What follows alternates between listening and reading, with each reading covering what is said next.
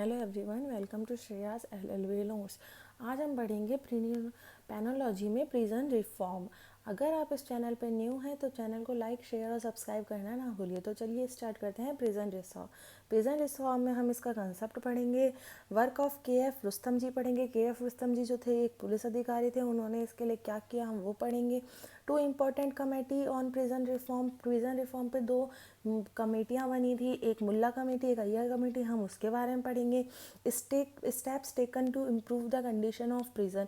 हम स्टेप पढ़ेंगे कि प्रिजन सिस्टम की कंडीशन को बढ़ाने, अच्छा करने के लिए, इम्प्रूव करने के लिए क्या स्टेप्स लिए जाएंगे। तो देखते हैं।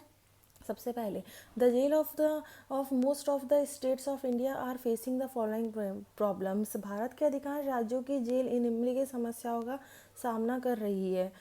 ओवर क्राउडिंग, जेल में बहुत ज़्यादा भीड़ भाड़ है। करप्शन, भ्रष्टाचार बहुत ज़्यादा है। डिस्क्रिमिनेशन, भेदभाव होता है वहाँ पर। Issue of sanitation, food and health related issues and many more. The problem of prisons was addressed in 1980 by K.F. Rustamji, who is the only police officer who was awarded Padam Vibhushan on his efforts. जेलों की समस्याओं को 1980 में के.एफ. रुस्तम जी, जो कि एकमात्र police अधिकारी हैं जिन्हें उनके प्रयासों के लिए पद्म विभूषण से सम्मानित किया गया। It was through their efforts that 43,000 under trial prisoners were released, first by PIL हुसैनरा Khatoon versus state of Bihar. इनके प्रयासों से ही 40,000 अंडर ट्रायल जो कैदी थे ना, उनको रिहा किया गया था। पहली PIL कब लगाई गई थी, कब हुई थी? हुसैनरा खातून वर्सेस स्टेट ऑफ बिहार में, जो कि हम सब ने पढ़ा हुआ है। After the report of Rustam ji, two committees were formed. Rustam ji की रिपोर्ट के बाद दो कमेटियां बनाई गई। First justice Mulla committee report, second justice Krishna Iyer committee on women prison report. अब मुल्ला कमेटी में क्या हुआ था? The law of making rule power of the prison should be removed from the state list and put in the concurrent list.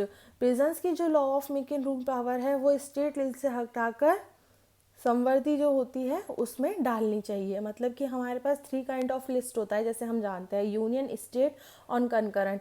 Union only central government law बनाएगी union में। State में कौन बनाती है? ओनली स्टेट गवर्नमेंट बनाती है। और concurrent में कौन बनाती है? आइदर स्टेट और सेंट्रल, कोई भी। तो इसमें ये था। Second, there should be a national policy on prisons पर नेशनल पॉलिसी होनी चाहिए। Third, there should be speedy trial for under trial prisoners and the bail process should be simplified. जो अंडर ट्रायल प्रिजनर्स के लिए त्वरित सुनवाई होनी चाहिए और उनकी जमानत की जो प्रक्रिया है ना, प्रोसेस है, उसको सरल बनाना चाहिए। Fourth, children under the age of 18 cannot be sent to jail. There should be a separate institution for them with facilities for their care, education, training and rehabilitation. 18 वर्ष से कम आयु के बच्चों को जेल नहीं भेजा जा सकता। उनकी देखभाल, शिक्षा, प्रशिक्षण और पुनर्वास की सुविधाओं के साथ उनके लिए एक अलग संस्थान होना चाहिए। Young offender should not be jail along with adult offenders. युवा अपराधियों को वयस्क अपराधियों के साथ जेल में बंद नहीं किया जाना चाहिए। Now second, Justice Ayyar Committee on Women Prison Report 1987. Even under CRPC, if a woman is committing a crime, her dignity should be maintained. CRPC के अंतर्गत भी यदि कोई वुमेन क्राइम कर रही है तब भी उसकी डिग्निटी को मेंटेन करना चाहिए। Be separate prison and staff should be separate for women. Women's के लिए अलग जेल और स्टाफ भी महिला ही होनी चाहिए। There should be proper standards for women in jail like sanitization, food quality, discipline, holistic program. This could bring about psychological changes in women offenders. Jail में women's के लिए प्रॉपर स्टैंडर्ड हो, जैसे sanitization, food quality, discipline, holistic programme हो। इससे क्या है ना, वुमेन्स और ऑफेंडर्स में साइकोलॉजिकल चेंजेस आ सकेंगे।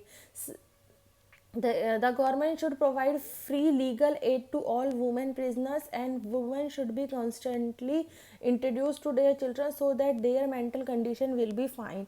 गवर्नमेंट को सभी वुमेन प्रिजनर्स को मुफ्त कानूनी सहायता प्रदान करनी चाहिए और वुमेन्स को लगातार अपने बच्चों से मिलवाना चाहिए। वो बच्चों से मिलेंगी ना, अपने बच्चों से मिलेंगी तो क्या होगा ना, जो उनकी मेंटल कंडीशन है ना वो ठीक रहेगी। After Mulla and Iyer committee, a high power committee was set up under the chairmanship of Director General Bureau of Police Research and Development. One notable recommendation was the National Policy on Prison Reform and Administration, a policy that is still being drafted. Mulla और Iyer committee के बाद एक high power committee setup की गई under the chairmanship of director general bureau of police research and development द्वारा। इस committee में मुल्ला और अय्यर कमेटी के साथ साथ कुछ एडिशनल रिकमेंडेशन किए गए। उनकी कुछ सिफारिशों पर अमल करना अव्यवहारिक है।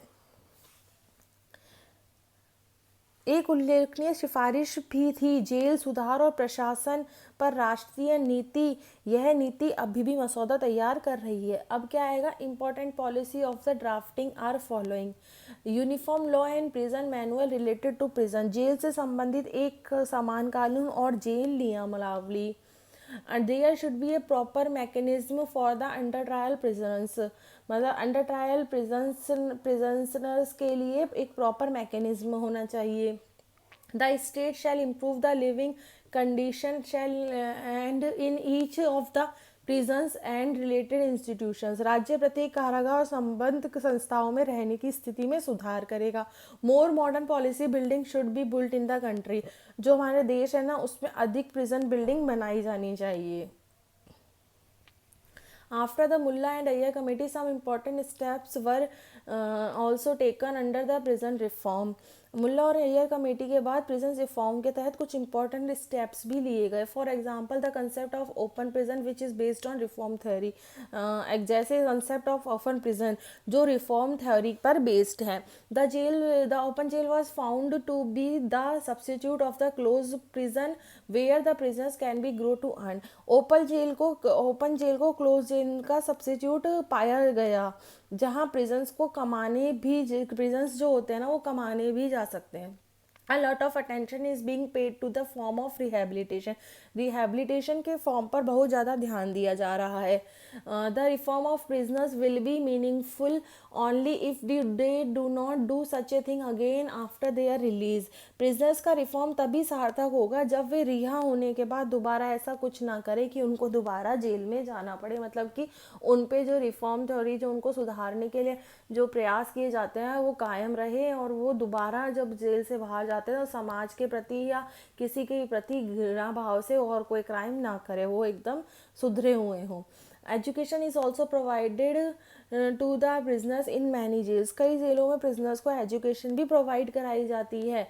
10th और 12th are conducted for basic guidance and they are also made MA BA MBA etcetera by IGNOU university. बुनियादी मार्गदर्शन के लिए 10th और 12th कराई जाती है तथा इग्नू विश्वविद्यालय द्वारा उन्हें BA MA MBA आदि भी कराया जाता है। In many prisons computer are also taught for vocational training.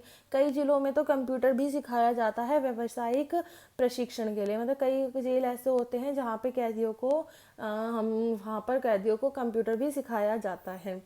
The prisoners are also taught carpentry on and fabric painting. कैदियों को बढ़ईगिरी और फैब्रिक पेंटिंग भी सिखाई जाती है।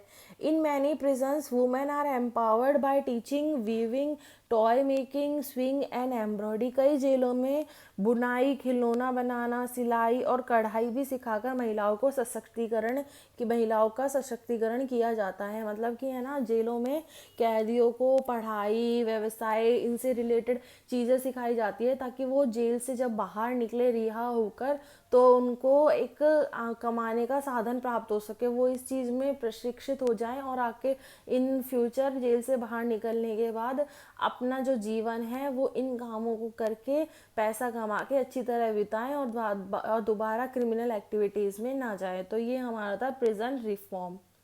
आपको वीडियो अच्छी लगी हो तो लाइक करना ना भूलें। Thank you for watching.